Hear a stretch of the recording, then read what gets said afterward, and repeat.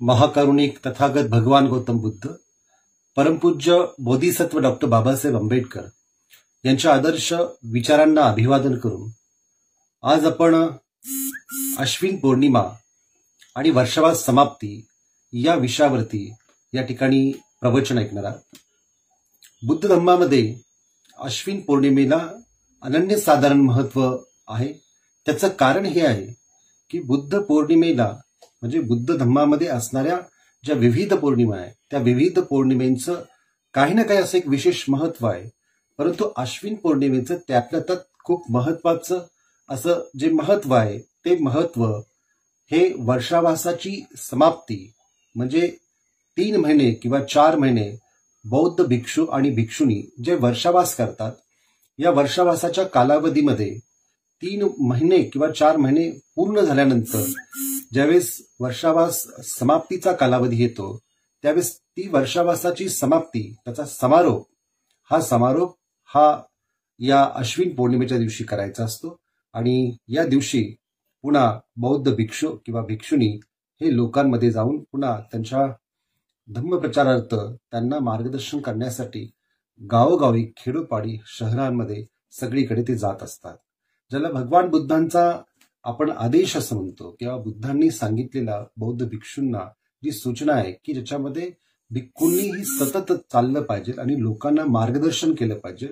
या संदर्भामध्ये चरत भिक्कवे चारिकम बहुजन हिताय बहुजन सुखाय लोकानुकंपाय अत्थाय हिताय सुखाय लोक मनुष्यान कल्याणं आजी कल्याणं मज्ज कल्याणं परियोसान कल्याणं.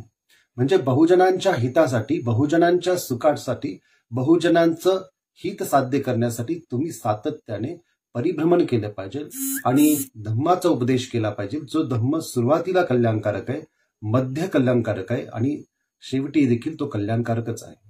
अशा धम्माचा आपण स्वीकार केलेला आहे की ज्या धम्मातल्या ज्या संस्कृती आहे या संस्कृतींना विशेष असं महत्व आहे. या संस्कृतीमध्ये सगळ्यात महत्वाची संस्कृती हीच आहे की प्रत्येक उपासक आणि उपासिका या वर्षावासाच्या कालावधीमध्ये देखील ते उपसत व्रत पालन करत असतात. ते आपल्या जीवनामध्ये धम्माचा अनुभव घेण्याचा प्रयत्न करत असतात. धम्माची अनुभूती ही माणसाच्या जीवनाला परिपक्व करण्याच्या दृष्टिकोनातून काम करत असते आणि म्हणून वर्षावासाचा कालावधी हा खऱ्या अर्थाने पावसाळ्याच्या काळामध्ये भिक्षू एका ठिकाणी निवास करतात, राहतात आणि आपल्या येणाऱ्या उपासक आणि उपासिकांना उपदेश करत असतात.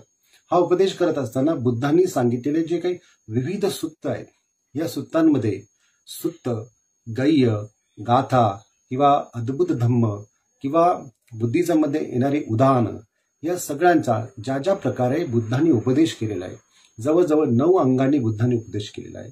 म्हणून त्याला नवांग बुद्ध शासन असं म्हटलं जातं.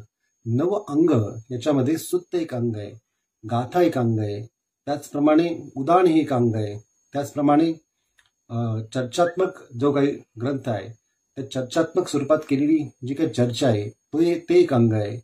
अद्भुत धम्म म्हणजे काही डीप बुद्धिझम मध्ये भगवान बुद्धांनी काही सूक्ष्म गोष्टी सांगितलेल्या आहेत ते एक अंग आहे. जसं प्रतित्य समुत्पाद आहे, हेतू प्रत्यय हे बुद्ध धम्माचे सगळ्यात मोठे सिद्धांत आहे. कर्म सिद्धांत हा बुद्ध धम्मातला सगळ्यात मोठा सिद्धांत आहे. त्याचे विश्लेषण करत असताना भगवान बुद्धांनी सूक्ष्मपणे धम्माचं विश्लेषण केलेलं.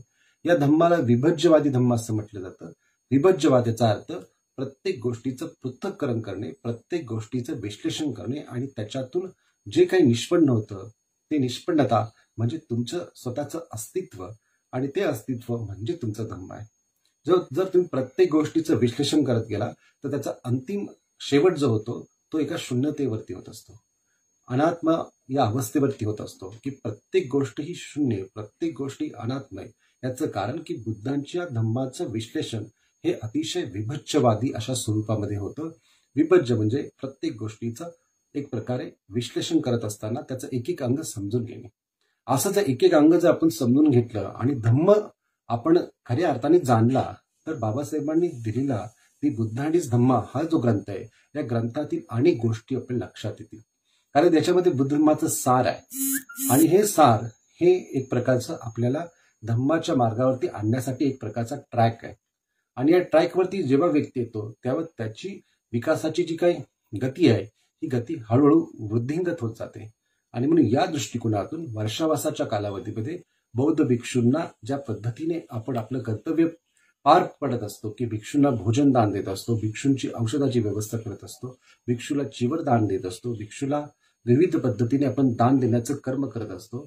आणि या दान देत असताना भिक्षू जे आपला उपदेश करतात, जे आपल्याला धम्म समजावून सांगतात, तर यातून एक वेगळ्या प्रकारची संस्कृती आपल्याला पाहायला मिळते, जी संस्कृती गुरु आणि शिष्य अशा पद्धतीची आहे आणि धम्मामध्ये आहे. कारण की जवळजवळ 2500 वर्षापूर्वीची ही जी श्रमण संस्कृती आहे, जी बुद्धांनी म्हणजे त्या काळामध्ये विकसित केली. पूर्वीच्या काळामध्ये फक्त परिभ्रमण करणारे भिक्षू होते, लोक होती, जे भिक्षेवरतीच फक्त जीवन जगायचे, परंतु जीवनाचं सत्य जे आहे ते सत्यासाठी ते कोणत्याही पद्धतीने प्रयत्न करत नव्हते. परंतु बुद्ध हे प्रथम असे व्यक्ती होऊन गेले की बुद्धांनी सत्यासाठी प्रयत्न करत असताना जीवनामध्ये कोणता मार्ग आपण पत्करला पाहिजे याच्याविषयीचं बुद्धांचं मार्गदर्शन विविध स्वरूपामध्ये आहे. बाबासाहेबांनी देखील आपल्या 22 प्रतिज्ञामध्ये असं म्हटलेलं आहे की मी 10 पारमितेचं पालन करीन. मी 10 पारमितेचा एक प्रकारे आपल्या जीवनामध्ये आविष्कार करीन. या 10 पारमिता कोणत्या आहेत, त्या 10 पारमिता आपण समजून घेणे आवश्यक आहे.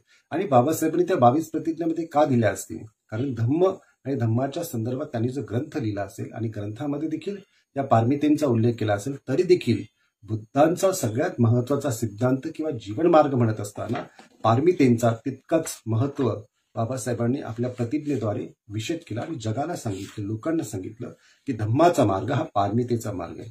म्हणून पारमितेच्या मार्गाचं पालन करण्यासाठी आपण कटिबद्ध असलं पाहिजे. आपण बाबासाहेबांनी दिलेले जे धम्माच्या संदर्भातले निर्देश आहे, त्यातल्या 22 प्रतिज्ञा ज्या आहेत, या 22 प्रतिज्ञेचं तंतोतंत पालन करत असताना ज्या पद्धतीने बाबासाहेबांनी सुरुवातीच्या ज्या 22 प्रतिज्ञापैकी 8 प्रतिज्ञा ज्या आहेत, ज्या हिंदू धर्म त्याग करत असताना हिंदू धर्मातील असणारा ईश्वर, आत्मा, अवतार या संकल्पना नाकारून त्या गोष्टी मी करणार नाही अशा प्रकारच्या प्रतिज्ञा आहे, याचं पालन लोकांनी आपल्या जीवनामध्ये केलं पाहिजे. कोणत्याही प्रकारची अंधश्रद्धा ही आपण आपल्या जीवनामध्ये पालन नाही केली पाहिजे. याद्वारे बाबासाहेबांनी सांगितलं की बुद्धांनी दिलेल्या या 10 पारमिता, या 10 पारमितेंचं मी पालन करेन. तर या पारमिता कोणत्या आहेत ते आपण समजणे आवश्यक आहे. कारण की वर्षावास समारोप जर करत असलो तर वर्षावास समारोप म्हणजे फक्त एक रिच्युअलिटी नाही वाटली पाहिजे, त्याच्यामध्ये देखील मतितार्थ आहे. तो मतितार्थ या प्रकारचा आहे, ज्या पद्धतीने विहार करणे, ज्या पद्धतीने जीवन व्यतीत करणे आणि जीवन व्यतीत करत असताना काया, वाचा आणि मन, या काया आणि वाचा मनाचं एक प्रकारची संयमित किंवा संवरयुक्त अवस्था निर्माण करणे आणि त्यातून जी निर्माण होणारी जी अभिव्यक्ती आहे, जी नीती आहे, जो धम्म आहे, त्या धम्माचा आपल्या जीवनामध्ये वास्तविक स्वरूपामध्ये वावर ठेवणे हे प्रथम आपलं कर्तव्य असणे खूप गरजेचं आहे. कारण की आपल्या जीवनामध्ये आपण कोणताच मार्ग असं पालन करत नसतो, फक्त आपण त्या गोष्टीच्या चर्चा, त्या गोष्टीचे सिद्धांत, त्या गोष्टीच्या संदर्भात आपण माहिती एकमेकांना देतो, परंतु वास्तविकता धम्माचं असं कोणतंच आपल्या जीवनामध्ये अंग हे आपण विकसित करत नसतो. म्हणून 10 पारमितेपैकी पहिली जी पारमिता आहे, ज्याला म्हटलं जातं शील पारमिता. शील पारमिता याच्या संदर्भात बाबासाहेबांनी दी बुद्धांनीच धम्म या ग्रंथामध्ये असं लिहिलंय की शील म्हणजे नीतिमत्ता, म्हणजे वाईट गोष्टी न करण्याकडे आणि चांगल्या गोष्टी करण्याकडे असणारा मनाचा कल, अपराध करण्याची लाज वाटणे, शिक्षेच्या भीतीने वाईट गोष्टी करण्याचे टाळणे म्हणजे शील. शील म्हणजेच पाप भिरुता. एक गोष्ट आपण लक्षात घेतली पाहिजे की शील याचा अर्थ काय, तर शील म्हणजे नीतिमत्ता. मग शील म्हणत असताना केवळ पंचशीलच नव्हे, तर काया आणि वाचा आणि मन यांनी कोणत्या प्रकारे आपल्या शीलाचा भंग होऊ न देणे, जसं प्राणिहिंसा न करणे, चोरी न करणे, व्यभिचार न करणे किंवा मादक पदार्थांचं सेवन न करणे, व्यभिचार न करणे आणि इतरांना त्रास होईल असं कोणत्याच प्रकारचं उपद्रव्य युक्त कर्म न करणे. म्हणजेच काय, तर नीतिमान बनणे. म्हणजेच काय, तर प्रेमयुक्त बनणे, मैत्रीयुक्त बनणे. म्हणजे समाजामध्ये जर आपण शील पालन करत असू तर समाजाची जी काही वास्तविकता आहे ती वास्तविकता बदलू शकते. जर प्रत्येक व्यक्तीने स्वयंविचार केला आणि शीलाचं पालन त्यांनी जर वाढवलं तर एकमेकांमधल्या सगळ्या समस्या दूर होऊ शकतात. शीलामुळे माणसाची एकंदरीत सर्वांगीण प्रगती होऊ शकते. म्हणून बाबासाहेबांनी नीतिमत्ता म्हणजेच शील आणि मी माझ्या जीवनामध्ये शीलाचा अवलंब करत आहे या दृष्टिकोनातून वाईट गोष्टी न करण्याकडे आणि चांगल्या गोष्टी करण्याकडे असणारा मनाचा कल याला शील म्हटले. मग कोणतीही वाईट गोष्ट न करणे आणि चांगली गोष्ट जी समाज हिताची आहे ती करणे, याचा अर्थ शील. अपराध करण्याची लाज वाटणे, कोणत्याही प्रकारचा अपराध करण्याची लाज वाटणे म्हणजे शील, अशी त्यांनी व्याख्या केली. शिक्षेच्या भीतीने वाईट गोष्टी करण्याचे टाळणे म्हणजे सद्य सामाजिक स्थितीमध्ये किंवा बाबासाहेबांच्या काळात किंवा बुद्धांच्या काळात ही जी सामाजिक स्थिती होती, जर एखाद्याने कोणता अपराध केला तर त्याला शिक्षाही कडक असायची. जसं एखाद्याने एखाद्याच्या डोळ्याला इजा केली तर त्याला त्याची शिक्षा म्हणजे त्याचा डोळा फोडण्याची अशी शिक्षा होती, किंवा एखाद्याने एखाद्याच्या हाताला इजा केली तर त्याचा हात तोडणे अशी शिक्षा होती. म्हणजे शिक्षा जशाच तशी अशा पद्धतीची होती. आणि म्हणून शिक्षा होत असताना वाईट गोष्टी न करण्याकडे मनाचा असणारा कल किंवा त्या गोष्टी करण्याचं टाळणे म्हणजे शील. शील म्हणजे पापभीरुता. म्हणून बाबासाहेब सांगतात शील म्हणजे पापभीरुता, म्हणजे पाप न करण्याची स्थिती जी आहे, म्हणजे पाप करण्याची भीती वाटणे, याला शील असं म्हटलेलं आहे. म्हणून आपल्याही जीवनामध्ये शीलाचा अवलंब आपण केला पाहिजे, आणि इतका की त्याची एक प्रकारची पूर्णत्व अवस्था आपल्याला प्राप्त झाली पाहिजे, एक प्रकारची पारमिता संपन्न आपण झालं पाहिजे. म्हणून शीलवान होणे खूप आवश्यक आहे. शील ही पारमिता आहे आणि त्याचा आपण आचरण करणे आवश्यक आहे. दुसरी गोष्ट जी आहे नैष्क्रम्य. नैष्क्रम्य याचा अर्थ ऐहिक सुखाचा त्याग. ऐहिक सुख कोणते आहे? ऐहिक याचा अर्थ इंद्रिय सुख. म्हणजे डोळे जे आहे, डोळ्याने एखादं रूप पाहतो आणि रूप उपभोगण्याची इच्छा करतो तर ते ऐहिक सुखामध्ये येतं. कारण एखादा शब्द ऐकतो तर त्या शब्दाच्या प्रती लोभ निर्माण होतो, ती भोगण्याची इच्छा करतो, त्यावेळेस लोभ तयार होत असतो. नाक जो आहे तो नाकाने एखादा गंध आणि त्याच्या प्रती असणारी आसक्ती ज्यावेळेस निर्माण होते त्यावेळेस एक प्रकारचं लोभ तयार होत असतो. जिभेने एखादी गोष्ट आवडली आणि तीच खाण्याची लालसा तयार झाली तर त्यातून एक प्रकारची तृष्णा तयार होत असते. त्वचाला एक प्रकारचा स्पर्श झाला आणि तो स्पर्श उपभोगण्याची आपली मानसिक लालसा झाली किंवा कामना झाली तर त्या प्रकारचा लोभ तयार होत असतो. आणि एक प्रकारे मनामध्ये या पाचही इंद्रियाद्वारे जो एक प्रकारचा लोभ किंवा द्वेष किंवा मोह अशा पद्धतीच्या गोष्टी ज्यावेळेस निर्माण होतात त्याला एक प्रकारे कामतृष्णा आपण म्हणतो. तर मनात ते धर्म निर्माण झाल्यानंतर त्या धर्माचा उपभोग घेण्याची जी इच्छा कामना जी आहे तर ती मानसिक तृष्णा असं म्हटलं जातं. या पद्धतीने जी काही मानसिक तृष्णा आहे या मानसिक तृष्णेतून बाहेर पडणे म्हणजे ऐहिक सुखाचा त्याग करणे. ऐहिक सुखाचा त्याग करणे म्हणजे खऱ्या अर्थाने नैष्क्रम्य पाळणे, म्हणजेच खऱ्या अर्थाने ऐहिक जीवनाचा त्याग करून वास्तविक जीवन जे तुमचं जे आहे म्हणजे सर्व विकारातून आपण दूर होणे आणि एक प्रकारचा त्याग त्या सर्व गोष्टीतून करणे म्हणजे नैष्क्रम्य प्राप्त करणे. म्हणून या दृष्टिकोनातून नैष्क्रम्य पारमिता जी आहे त्याचं आपण पालन केलं पाहिजे. नैष्क्रम्य याचा अर्थ फक्त गृहत्याग नाही. गृह याचा अर्थ काय? तुमच्या मनामध्ये तुम्ही तयार केलेलं जे मानसिक विकाराचं घर जे आहे त्या मानसिक विकाराच्या घराचा त्याग करणे म्हणजे खऱ्या अर्थाने नैष्क्रम्य, म्हणजे एक प्रकारचं निष्क्रमण, एक प्रकारचं सर्वस्व लोभ द्वेष आणि मोह या प्रकारच्या गोष्टीतून स्वतःला दूर करणे म्हणजे नैष्क्रम्य पारमितेचं पालन करणे. आणि याचं पालन करणे खूप आवश्यक आहे. जे लोक बुद्धविहार किंवा जे लोक एकत्र जमतात त्यांनी या गोष्टींची चर्चा करणे आणि आपल्यात त्या गोष्टी येतात का नाही हे देखील पाहणे खूप आवश्यक आहे. म्हणून ही पारमिता खूप गरजेची आहे. स्वार्थाची किंवा परतफेडीची अपेक्षा न करता दुसऱ्याच्या भल्यासाठी स्वतःची मालमत्ता, रक्त आणि देह अर्पण करणे इतकेच नव्हे तर प्राणत्याग करणे म्हणजे दानपारमिता. बऱ्याच वेळा आपण दानपारमिता हे ऐकतो. दानपारमिता याचा अर्थ काय? तर कोणत्याही प्रकारची परतफेडीची इच्छा न करता दुसऱ्यांच्या भल्यासाठी आपलं सर्वस्व अर्पण करणे, दुसऱ्यांच्या भल्यासाठी आपली मालमत्ता अर्पण करणे, कारण यातून एक प्रकारचा आपल्यातील लोभ जो आहे तो लोभ आपण दूर करू शकतो. परंतु हे सगळं करत असताना एक प्रकारे आपलं जीवन जे इतरांसाठी समर्पित करणे, इतरांचं कल्याण साध्य करणे आणि हे कल्याण करत असताना आपल्याकडे जे काही इतरांसाठी आपण करू शकतो त्या गोष्टी करणे म्हणजे खऱ्या अर्थाने दानपारमिता म्हटले. म्हणजे बुद्धांनी आपल्या जीवनामध्ये या प्रकारच्या दानपारमिता खूप म्हणजे जातक कथा यातून त्या सांगितलेल्या आहे. आणि बाबासाहेब त्याला एक परमोच्च विज्ञान असं म्हणतात. जातक कथा म्हणजे खूप मायथॉलॉजिकल बुद्धांच्या जीवनाच्या संदर्भातल्या कथा नाहीये. जातक कथा म्हणजे बुद्धांनी आपल्या पूर्वजन्मामध्ये आपल्या बोधिसत्व अवस्थेमध्ये केलेले पुण्यकर्म आहे, एक नीतिकथा आहे. आणि या कथेच्या आधारे लक्षात येतं की बुद्धांनी किती परमोच्च पारमितेचं पालन केलं, दान किती केलं, स्वतःचं शरीर अर्पण केलं, प्राणत्याग केला आणि यातून त्यांनी खऱ्या अर्थाने दान ही पारमिता परिपूर्ण केली. दान म्हणजे फक्त पैशाचंच दान नाही, दान हे सर्वच प्रकारचं असू शकतं. दान हे इतरांच्या दुःखमुक्तीसाठी आपण देत असतो आणि त्यांनी आपल्या जीवनामध्ये दुःखमुक्ती साध्य करावी यासाठी प्रयत्न करत असतो. या दृष्टिकोनातून जर पाहिलं तर बाबासाहेबांचं जीवन हे सर्वस्व समाजासाठी अर्पण केलेलं जीवन आहे. त्यांचीही दानपारमिता परमोच्च अशा शिखरावरती होती आणि म्हणून त्यांना आपण बोधिसत्व असं म्हणतो. बोधिसत्व म्हणजे ज्यांच्यामध्ये बुद्ध बनण्याची पूर्णपणे क्षमता आहे, ते बुद्ध बनू शकतात अशा पद्धतीची अवस्था, त्याला बुद्ध म्हटलं जातं किंवा बोधिसत्व म्हटलं जातं. तर बोधिसत्व या दृष्टिकोनातून प्रत्येक व्यक्तीमध्ये या क्वालिटीज आहेत, या क्वालिटीचा आपण विकास करणे गरजेचं असतं आणि म्हणून दान पारमिता ही खूप महत्वाची पारमिता आहे. वीर्य पारमिता, वीर्य याचा अर्थ प्रयत्न, वीर्य याचा अर्थ शक्ती आणि वीर्य पारमिता याचा अर्थ योग्य सम्यक शक्ती. प्रयत्न, हाती घेतलेले काम यात किंचितही माघार न घेता अंगी असलेल्या सर्व सामर्थ्यनिशी पूर्ण करणे म्हणजे वीर्य. वीर्य याचा अर्थ सातत्य, वीर्य याचा अर्थ कधीही निरुत्साही न बनणे, आळस न करणे, सातत्य ठेवणे.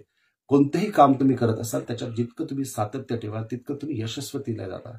परंतु जर आपण त्याच्यातलं सातत्य काढून घेतलं तर मात्र आपण त्या कार्यापासून विचलित होऊ शकतो. धम्माच्या बाबतीत तसंच आहे. धम्म आपल्या जीवनामध्ये वाढत असताना त्याचं सातत्य जर ठेवलं तर धम्माच्या अति उच्च अशा गोष्टी आपल्याला प्राप्त होऊ शकतात, माहिती होऊ शकतात. आणि तो एक उत्साह आपल्या मनामध्ये जितकं आपण विकसित करू, जितकं आपलं जीवन त्या धम्माच्या मार्गाने आपण विकसित करण्याचा प्रयत्न करू, तितकी आपली ही वीर्य पारमिता जी आहे, जी सम्यक प्रयत्नाची पारमिता आहे, ती पारमिता विकसित होऊ शकते. आणि हे खूप आवश्यक आहे, कारण समाजामध्ये किंवा बौद्ध धम्मीय लोकांमध्ये याचं प्रयत्न होत असताना आपल्याला कुठे पाहायला मिळत नाही. बरेच लोक ते यामुळे समाजामध्ये जात नाही की समाजामध्ये त्यांना अनेक प्रकारच्या गोष्टी पाहायला मिळतात आणि त्या गोष्टीमुळे ते लोकांमध्ये समाजामध्ये मिसळायचं कमी होतात.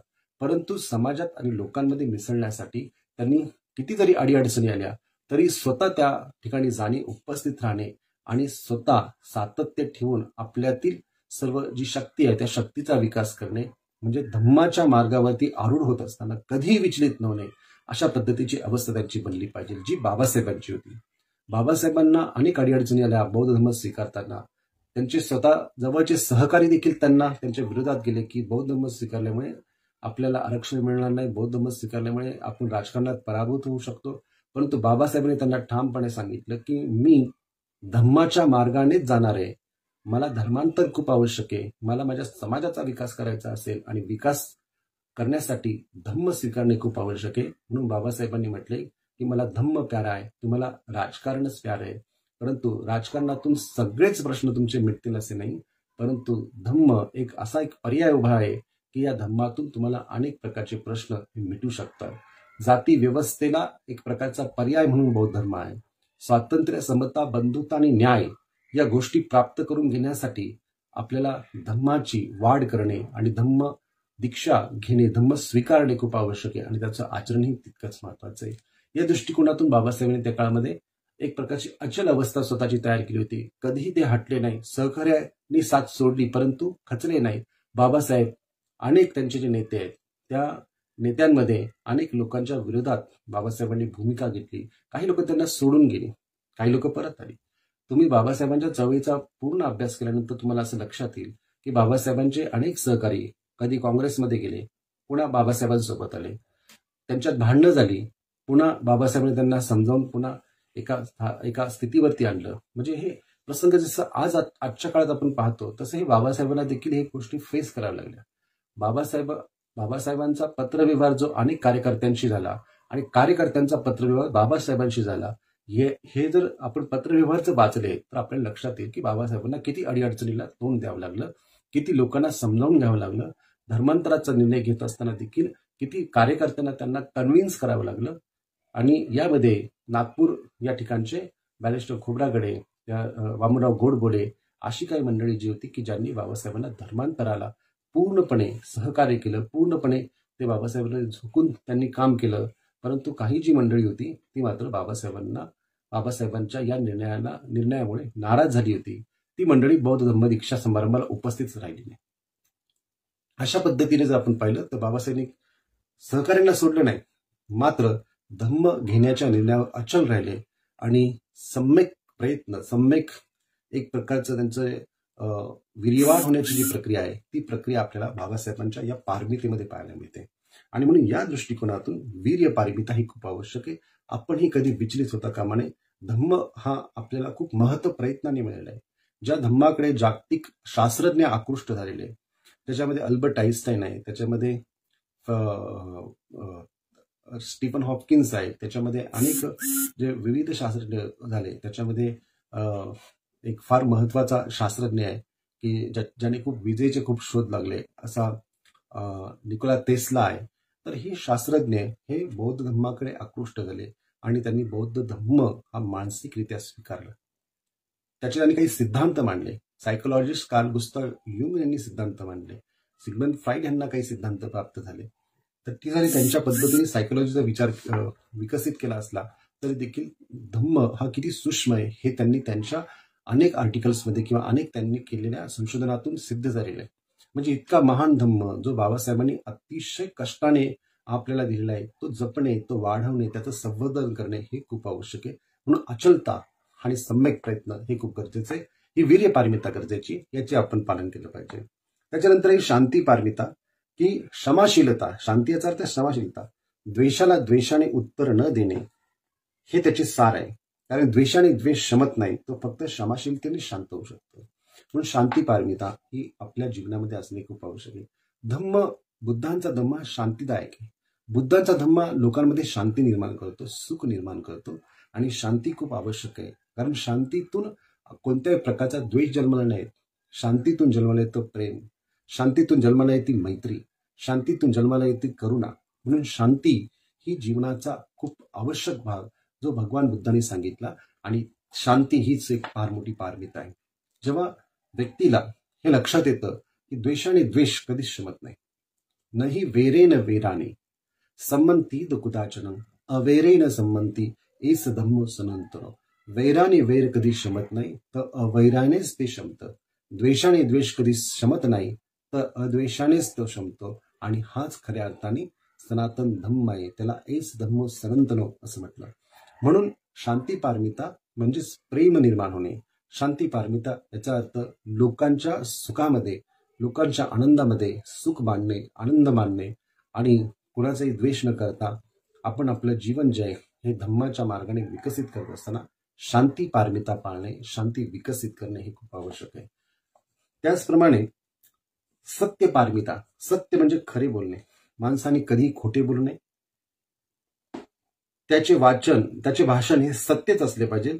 सत्याखेरीज दुसरे काही असता कामा नये. सत्य याचा अर्थ काय? सत्य याचा अर्थ जे तुमच्या अनुभूतीला येतं ते सत्य असतं. जे तुमच्या अनुभूतीला येत नाही आणि तुम्ही सांगत जाता, मांडत जाता ते असत्य असतं. ते एक प्रकारचे हायपोथिसिस असतात. आणि बऱ्याच लोक आपण असं पाहतो की ते लोक त्यांच्या अनुभूतीला जी गोष्ट येत नाही त्या गोष्टी बोलतात आणि त्याच्यामुळे त्यांची प्रत्येक गोष्ट असत्य होत जाते. म्हणून सत्य काय? जे तुमच्या अनुभूतीला येतं ते सत्य. आणि म्हणून तुम्ही उच्च स्तराची अनुभूती घेण्याचे प्रयत्न केले पाहिजे. धम्माची अनुभूती असल्याशिवाय तुम्ही त्या गोष्टी ज्यावेळेस इतरांना सांगता किंवा बोलता त्यावेळेस त्याची अनुभूती तुम्ही स्वतःला नसली तर एक प्रकारे आपण कुठेतरी कमी पडतो असं वाटतं. परंतु ज्यावेळेस तुम्हाला स्वतः त्याची अनुभूती असते त्यावेळेस तुम्ही ठामपणे ती गोष्ट बोलू शकता, ठामपणे तुम्ही सांगू शकता. त्यातले फायदे आणि तोटे तुम्ही सांगू शकतात कारण की त्याची अनुभूती तुम्हाला आहे. परंतु अनुभूती नसेल तर फक्त एक शाब्दिक खेळ होतो. शाब्दिक खेळमध्ये आपण असत्य अनेक वेळ बोलतो आणि असत्य बोलत असताना आपण ते फक्त कल्पना प्रधान अशा पद्धतीने बोलत असतो. आणि म्हणून सत्य बोलावे. मग व्यावहारिक सत्य देखील खूप महत्वाचं आहे. खोटं कधी बोलू नये, कुणाला फसवू नये. फसवू नये म्हणून सत्य बोलावं. आणि खोटं बोलण्याची एकदा सवय लागली तर एक खोटं लपवण्यासाठी माणसं अनेक प्रकारची खोटं बोलत राहतात. खोटे बोलणे ही जरी एक प्रकारची काही लोकांना सवय लागली असली तरी ती सवय बदलणे खूप आवश्यक आहे. म्हणून सत्य बोलावे आणि सत्य ऐकावे. कारण की जितकं सत्य तुम्ही राहाल तितकं तुमच्यामध्ये एक वेगळ्या प्रकारची ऑथेंटिसिटी तयार होते. एक वेगळ्या प्रकारचं व्यक्तिमत्व तुमचं बनत जातं आणि हे व्यक्तिमत्व तुम्हाला तुमच्या सत्य जीवनावरती आरूढ करतं. सत्य पारमिता ही तुमच्यामध्ये विकसित करतं. म्हणून बुद्ध धम्माचे आचरण करणाऱ्या प्रत्येक व्यक्तीने सत्य बोलण्याची पराकाष्ठा केली पाहिजे. सातत्याने त्यांनी सत्यामध्ये जीवन जगलं पाहिजे, असत्यामध्ये नाही. आणि सत्य स्वीकारण्याची क्षमता देखील आपल्यामध्ये विकसित झाली पाहिजे आणि तेव्हाच खऱ्या अर्थाने आपलं जीवन धन्य होऊ शकेल. म्हणून सत्य पारमिता आवश्यक पारमिता आहे. याचं पालन करणे हे खूप आवश्यक आहे. विहारात जाणाऱ्या प्रत्येक व्यक्तीने, वर्षामासाचे उपवास करणाऱ्या प्रत्येक व्यक्तीने याचं आचरण करणे गरजेचे आहे. आणखी पुढची पारमिता आहे अधिष्ठान पारमिता. अधिष्ठान म्हणजे ध्येय गाठण्याचा दृढ निश्चय. आपण ध्येय गाठण्याच्या मार्गामध्ये सातत्याने संकल्पवान असलं पाहिजे.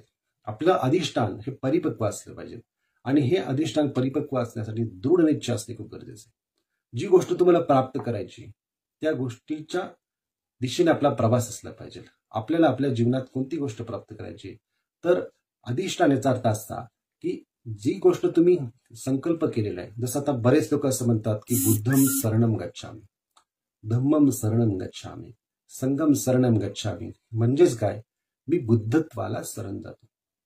बुद्धत्व कोणतं तर तुमचं स्वतःचं बुद्धत्व, तुमची स्वतःची बुद्धी आणि त्या बुद्धीचा परमोच्च विकास म्हणजे तुमची प्रज्ञा. प्रज्ञा ही एक अवस्था आहे आणि ही अवस्था गाठण्याचा ज्यावेळेस व्यक्ती निश्चय करतो त्यावेळेस तो बुद्धम शरणम गच्छामी म्हणतो. मग तुमचं अधिष्ठान जे आहे हे बुद्धम शरणम गच्छामी अवस्था प्राप्त करण्यासाठी दृढ निश्चयाचं असलं पाहिजे. त्याने विचलित होतं कामा नये. धम्मम शरणम गच्छामी याचा अर्थ काय तर धम्म जो आहे जो तुम्हाला नीती शिकवतो, धम्म जो आहे तो जो तुमचा अंतर्गामी मानसिक विकास करतो, अशा धम्माची आपण जोपासना करत असताना, धम्म कुठे असं म्हणजे बाहेर कुठे असं लिखित स्वरूपात आहे म्हणून धम्म नाही. धम्म ही एक अवस्था आहे जी तुम्ही धारण करता, जी तुमच्या जीवनामध्ये अस्तित्वात असते. या अवस्थेला विकसित करण्याची प्रक्रिया धम्मम शरणम गच्छामी म्हणजे सत्य जाणण्याची प्रक्रिया आहे. आणि ही सत्य जाणण्याची प्रक्रिया तुमचा विकास बुद्धत्वापर्यंत करू शकते. म्हणून या युनिव्हर्सल लॉलाच धम्म म्हटलेलं आहे. आणि बाबासाहेबांनी त्याची व्याख्या करत असताना सामाजिक पद्धतीने ती केली. ती व्याख्या करत असताना बाबासाहेब असं म्हटले की दोन माणसामधला जो व्यवहार आहे तो व्यवहार उचित करणे म्हणजे धम्म आहे आणि आपलं कर्म जगाच्या नैतिक व्यवस्थेचा आधार मानणे म्हणजे धम्म आहे. म्हणून धम्माची जोपासना ही आपल्या स्वतःपासून आपण केली पाहिजे. या दृष्टिकोनातून धम्मम शरणम गच्छामी म्हटलंय. आणि संगम शरणम गच्छामी म्हणजे काय तर जी संघाची प्रक्रिया आहे. संघ कोणता तर संघ याचा अर्थ जे व्यक्ती या अनुभूतीमध्ये, जे व्यक्ती परमोच्च आनंदाच्या या धम्माच्या प्रक्रियेमध्ये आहे, अशा लोकांचा एक प्रकारचा संघ. संघ याचा अर्थ काय संघटन नाही. संघ याचा अर्थ ज्याची चित्त अवस्था एक प्रकारची समताधिष्ठ झालेली आहे, ज्याच्या चित्त अवस्थेमध्ये इतरांविषयी द्वेष भावना नाही, ज्याच्या चित्त अवस्थेमध्ये इतरांविषयी ईर्ष्या नाही, ज्याच्या चित्त अवस्थेमध्ये इतरांविषयी निंदा नालस्ती करण्याची भावना नाही, जो इतर सर्व व्यक्तींना लोकांना एक समान पाहतो, ज्याच्यामध्ये समता आहे, ज्याच्यामध्ये बंधुता निर्माण झालेली आहे, ज्याच्यामध्ये मैत्री तयार झालेली आहे, अशा व्यक्तीला आपण खऱ्या अर्थाने जर काय म्हणू शकू तर असा व्यक्ती खऱ्या अर्थाने संघाचा सभासद आपण म्हणू शकू. म्हणून संघाचा सभासद होण्यासाठी ज्याचं मन स्वातंत्र्य, समता आणि बंधुता या तत्वांनी बनलेलं आहे किंवा ही तत्व त्याच्यात विकसित झालेली आहे, तो व्यक्ती संघाचा खऱ्या अर्थाने एक प्रकारचा सदस्य असतो. आणि अशा लोकांचा संघ आणि त्या संघामध्ये आपण समाविष्ट होऊन आपण देखील संगम शरणम गच्छामी म्हणजे त्या मार्गाने जाण्याची एक प्रकारची शपथ किंवा एक प्रकारची प्रतिज्ञा करतो आणि संकल्प करतो. या दृष्टिकोनातून या तीन गोष्टींचा विकास करणे म्हणजे अधिष्ठान पारमिता पालन करणे. त्या आपल्या जीवनभर आपण केलं पाहिजे. जीवनभर आपल्याला एक प्रकारची अनुभूती आली पाहिजे आणि या अनुभूतीतून आपण उत्तरोत्तर आपलं शिखर गाठलं पाहिजे. पुढची पारमिता आहे ती म्हणजे करुणा पारमिता. करुणा म्हणजे सर्व मानवाविषयीची प्रेमपूर्ण दयाशीलता. संपूर्ण मानव प्राणी, जसं वामनदादा कर्डकांचं गाणं आहे, सर्वच मानव प्राणी ना उच्च नीच कोणी, सर्वे यावे शुद्ध बनावे बुद्धांच्या चरणी. या पद्धतीने करुणेची भावना ज्या व्यक्तीमध्ये तयार झालेली असते तो व्यक्ती शुद्धतेच्या दिशेला जातो. करुणा ही फार महत्वपूर्ण पारमिता आहे. या पारमितेमध्ये सर्व प्राणी मात्रांचं दुःख, त्यांना दुःखातून मुक्त करण्यासाठी कोणत्याही प्रकारची जातीयता नाही, कोणत्या प्रकारचा उच्च नीच भेद नाही, कोणत्या प्रकारचा स्त्री पुरुष भेद नाही, कोणत्याही प्रकारचा आम्ही खूप बुद्धिमान आहे आणि बाकीचे लोक त्यांना अजिबात बुद्धी नाही अशा पद्धतीची विचारधारा नाही. कोणत्याही प्रकारे मनुष्य स्वतःला वेगळा करत नाही, तो सगळ्यांना एकसारखा पाहतो. अशा पद्धतीने तो इतरांना मदत करत जातो. या मदतीची भावना ही दुःखमुक्तीची भावना आणि त्यांना त्यांच्या सामाजिक दुःखातून मुक्त करणे, त्यांना त्यांच्या दैनंदिन जीवनामध्ये जीवन जगत असताना जे विकारांच्यामुळे जी दुःखाची परिस्थिती तयार होते त्या दुःखातून मुक्त होण्याचा मार्ग दाखवणे हे काम करुणावान व्यक्तीचं असतं. म्हणून करुणावान व्यक्तीच हे करू शकतो. म्हणून बाबासाहेबांना देखील आपण प्रचंड मोठे करुणावान व्यक्ती म्हणतो. बाबासाहेबांमध्ये प्रचंड करुणा होती, म्हणून बाबासाहेब देखील या पद्धतीने पारमितेचं पालन करायचे आणि करुणेच्याद्वारे ते इतरांचं दुःख दूर करायचे. जो समाजासाठी सातत्याने चिंतित असायचा. फक्त महार समाजच नाही तर बाबासाहेबांपुढे समग्र समाज होता, समग्र भारतवर्षातला समाज होता. बाबासाहेबांनी कोणतीच गोष्ट ही इतरांना त्रासदायक होईल अशा पद्धतीने केली नाही. प्रत्येक गोष्ट देशाचा आणि इथल्या जनतेचा विचार करून केलेली आहे. या भारताला प्रचंड मोठी लोकशाही पुन्हा मिळवून दिली. या भारतामध्ये एक अशा राज्यघटनेचं राज्य त्यांनी निर्माण केलं जे संघराज्य अनेक निर्माण झाले आणि त्याचं नियंत्रण हे बाबासाहेबांनी राष्ट्रपतींनी प्रधानमंत्री याद्वारे निर्मित केलं.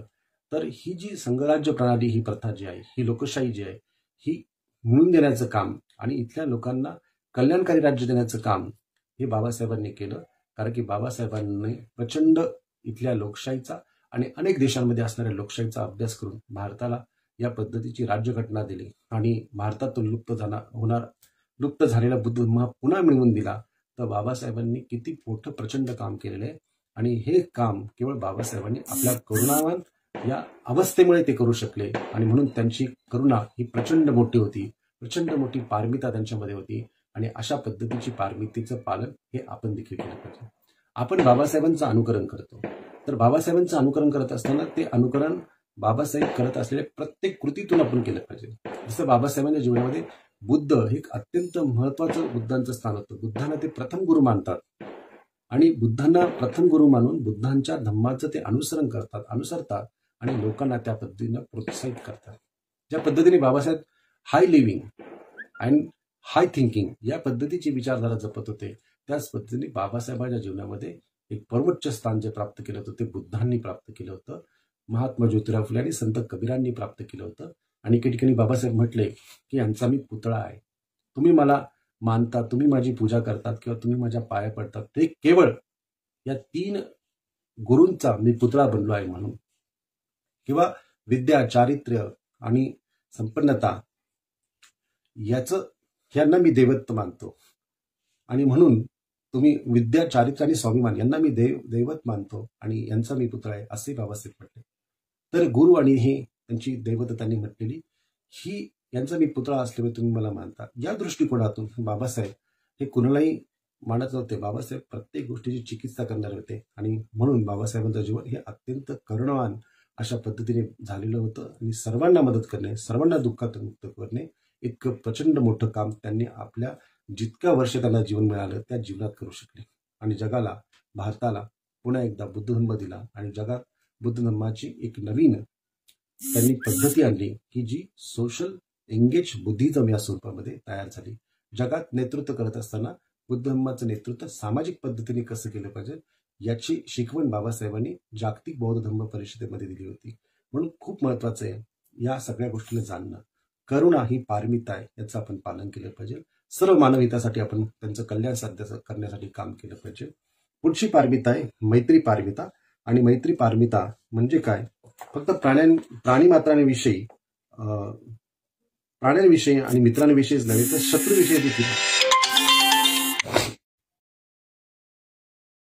तर शत्रूविषयी देखील एक प्रकारे बंधुभाव बाळगणे. मनुष्य प्राण्याविषयीच नव्हे तर जीवमात्राविषयी देखील बंधुभाव बाळगणे हे खूप महत्वाचं आहे आणि म्हणून मैत्रीची भावना खूप करणे गरजेचं आहे. भगवान बुद्धांनी मैत्री भावनेला खूप जास्त महत्व दिले आणि बाबासाहेबांनी दी बुद्ध आणि धम्मामध्ये जेव्हा प्रज्ञा आणि करुणा यापेक्षाही मैत्रीचं महत्व आपण ज्यावेळेस प्रतिपादतो त्यावेळेस धम्म जो आहे तो सद्धम्म पावतो. मैत्री खूप महत्वाची आहे कारण मैत्री आपण आपलं हित साध्य करण्यासाठी नाही करत. मैत्री आपण जो करत असतो की दुसऱ्याने आपल्याला मदत केली म्हणून नाही, मदत केली पाहिजे म्हणून नाही, तर आपल्याला दुसरा व्यक्ती संधी देतो मदत करण्याची, यासाठी आपण त्याच्या प्रति कृतज्ञता व्यक्त केली पाहिजे, त्यावेळेस ती मैत्री होते. मैत्रीमध्ये ना कुणाचा आपण द्वेष करतो, मैत्रीमध्ये ना कुणाच्या प्रति लोभ ठेवतो, मैत्रीमध्ये आपण ना इतरांची निंदा करतो. अशा प्रकारची मैत्री कोणत्याच कामाची नाही. की 4 लोक एकत्र आले त्याच्याविषयी चांगलं बोलायचं आणि तो गेल्यावर त्याची निंदा नालस्ती करायची. निंदा करणं हा मैत्रीचा गुणधर्म नाही. म्हणून बुद्धांची जी मैत्री भावना आहे ही मैत्री भावना सर्व प्राणी मात्राला त्यांच्या द्वेष भावनेतून मुक्त करण्याची आहे, त्यांच्या अविद्येतून मुक्त करण्याची आहे. बुद्धांची मैत्री भावना म्हणजेच काय तर एक प्रकारची सायकोलॉजिकल प्रोसेस आहे. ज्यावेळेस खरोखर एखाद्या मित्राशी आपली मैत्री असते त्यावेळेस आपण त्याच्या कोणत्याच अवगुणांविषयी कुठे चर्चा करत नाही. आपण त्याला बदलायला लागतो. आपण त्याला हळूहळू त्याच्यातील ज्या गोष्टी आहेत त्या गोष्टीची त्याला जाणीव करून देतो आणि तोही नाराज होत नाही, तोही स्वतःला बदलायला लागतो. या पद्धतीने मैत्री जी असते तर एक प्रकारची ती सायकोलॉजिकल ज्या आपल्या मनामध्ये येणारे जे विकार आहेत या विकारांना नष्ट करण्याची प्रक्रिया असते. म्हणून कोणती स्पर्धा मैत्रीत करत नाही, कोणती ईर्ष्या मैत्रीमध्ये करत नाही, कोणत्या प्रकारचा द्वेष मैत्रीमध्ये करत नाही. मैत्री ही निखळ असते. म्हणून मैत्री म्हणजेच प्रेम, प्रेम म्हणजे मैत्री. या दृष्टिकोनातून मैत्री जी आहे त्या मैत्रीचा आपण विकास करणे, मैत्री पारमितेचा विकास करणे खूप आवश्यक आहे. आणि या मैत्री पारमितेचा विकास हा आपला कुटुंब, समाज किंवा आपल्या अवतीभोवतीची लोक यांच्यामध्ये करणे आवश्यक आहे, प्राणी मात्रांमध्ये करणे आवश्यक आहे, किंवा जे काही जीव आहेत मग वनस्पती आहे, निसर्ग आहे ह्यांच्या प्रती करणे खूप आवश्यक आहे. त्यावेळेस खरी पारमिता आपल्यामध्ये आलेली असेल. पुढची पारमिता जे उपेक्षा पारमिता. उपेक्षा पारमिता याचा अर्थ काय तर औदासीन्याहून निराळी अशी अवस्था किंवा अलिप्तता, अनासक्ती, आवड किंवा नावड नसलेली ती एक मनाची स्थिती होय. फलप्राप्तीने विचलित न होणे परंतु निरपेक्षतेने सतत प्रयत्न करत राहणे म्हणजे उपेक्षा. उपेक्षा याचा अर्थ एक प्रकारची अलिप्त मनाची अवस्था. जसं महामंगल सूत्रामध्ये एक उदाहरण आहे. फुट्टस लोकधम्मे चित्त यसन कंपती असोखम विरजम खेमं एकदम मंगलम उत्तमं. ज्या पद्धतीने फुट्टस लोकधम्मे लोकधर्माशी संपर्क आला असता. कोणते लोकधर्म असतात? कधी आपली लोक प्रशंसा करतात, कधी आपल्याला लोक अपमान आपला करतात, कधी आपल्याला मान भेटतो, कधी आपल्याला मान भेटत नाही, कधी आपल्याला लाभ होतो, कधी आपली हानी होते, कधी लोक आपल्याला प्रसिद्ध करतात, कधी लोक आपल्याला खूप प्रसिद्ध करतात. म्हणजेच काय तर फुट्टस लोकधर्मी या लोकधर्माशी संपर्क आला असता ज्याचं मन विचलित होत नाही, कंपित होत नाही, अशी अवस्था म्हणजे उत्तम मंगल. उपेक्षा भावना याच पद्धतीने सुख आलं तरी विचलित होत नाही, दुःख आलं तरी विचलित होत नाही, अशी एक मनाची अलिप्त अवस्था तयार होते. ज्याप्रमाणे कमळ हे चिखलामध्ये येतं, चिखलाने कधी लिप्त होत नाही. अलिप्तता ही चिखलाशी त्याची असते आणि कमळ हे सतत सुगंध दरवळतं. या पद्धतीने मनाची अवस्था ही बनणे आवश्यक आहे, तेव्हा त्यातून सुगंध वाहतो. म्हणून या दृष्टिकोनातून आपल्या जीवनामध्ये कोणत्याही गोष्टीचा आपल्याला स्पर्श झाला म्हणजे मान, अपमान, हानी, लाभ किंवा प्रसिद्धी, कुप्रसिद्धी किंवा सत्कार, धिक्कार अशा कोणत्याही प्रकारच्या गोष्टी आपल्या जीवनात तयार झाल्या तरी माणसाचं चित्त जे विचलित होत नाही. माणूस अचल होऊन आपलं जीवन जे आहे हे योग्य पद्धतीने जगत राहतो, योग्य पद्धतीने स्वतःचा विकास करत जातो. आवड आणि निवड असं राहत नाही तर त्याच्यापेक्षा एक वेगळ्या प्रकारची अवस्था तयार होते. ती अवस्था म्हणजे उपेक्षा अवस्था. बुद्ध हे एक असे सायंटिफिक व्यक्ती आहे की ज्यांनी सायकोलॉजीमध्ये म्हणजे मानसशास्त्रामध्ये देखील अशा पद्धतीच्या गोष्टी नाही आहेत त्याचा आविष्कार बुद्धांनी केलेला आहे. मानसशास्त्र देखील या गोष्टींना आजपर्यंत सिद्ध करू शकले नाही, परंतु बुद्धांनी ते सिद्ध केलेले. म्हणून उपेक्षा ही पारमिता आहे आणि उपेक्षा पारमितेचं पालन करणे हे प्रत्येक व्यक्तीने आपल्या जीवनात, आपल्या व्यवहारात करणे खूप गरजेचे आहे. मग सार्वजनिक कामामध्ये असेल किंवा समाजामध्ये तुम्ही असाल तिथे असेल किंवा बुद्ध विहारामध्ये तुम्ही असाल तिथे असाल, तुमच्या जीवनामध्ये या मार्गांचा विकास होतोय का नाही, हे सद्गुण तुमच्यामध्ये वाढतात का नाही, याचा आपण सातत्याने परिमार्जन केलं पाहिजे. या गोष्टी आपण जाणल्या पाहिजे तर खऱ्या अर्थाने आपल्याला पूर्णत्वाच्या अवस्था प्राप्त होऊ शकतात. पारमिता ही आपली सिद्ध होऊ शकते. पारमिता म्हणजे शब्द नाही, पारमिता म्हणजे फक्त पुस्तकात वाचायच्या आणि म्हणायच्या गोष्टी नाही. पारमिता ही एक जीवन प्रक्रिया आहे, हा एक जीवन मार्ग आहे जो तुम्हाला पूर्णत्वाच्या दिशेला नेतो, जो तुमचं बिईंग इज बिकमिंग या प्रोसेसला तुम्हाला घेऊन जातो. की बिईंग आहे, सत्व आहे, परंतु तो बनत आहे.